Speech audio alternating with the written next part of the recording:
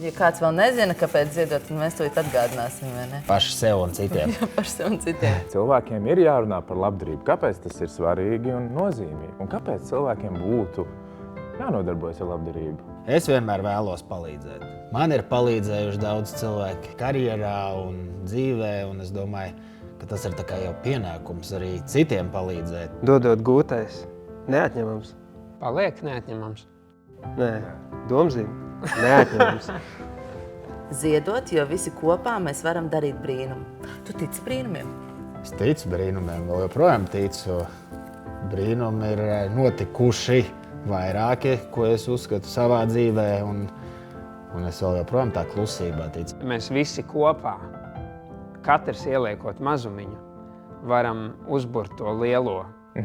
To To lielo brīnumu, vai ne? Tas, ka mēs visi varam sanākt kopā, vai ne? Sadoties rokās. Tas ir tas, mums jau nav katram jādod daudz. Ziedot, jo palīdzēt ir vienkārši. Tieši tā. Tieši tā. Tas ir super vienkārši. Man liekas, Un paldies, ka ir tādi eņģeļi, kas uztais to tik vienkārši. Nav jau tik viegli gūt tādu īstu piepildījumu šajā dzīvē. Un varbūt, ka tieši ziedošana ir veids, kā to gūt. Ir jāsklabā ticība brīnumam pat vistumšākajā brīdī. Un tas varbūt ir tas grūtākais.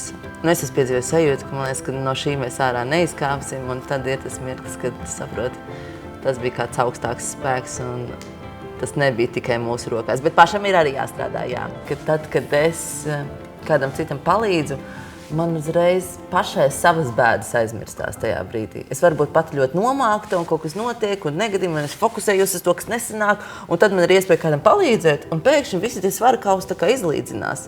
Signet Banka aicina, nemeklē iemeslu, vienkārši noziedo labdarības akcijai Eņģeļi pār Latviju.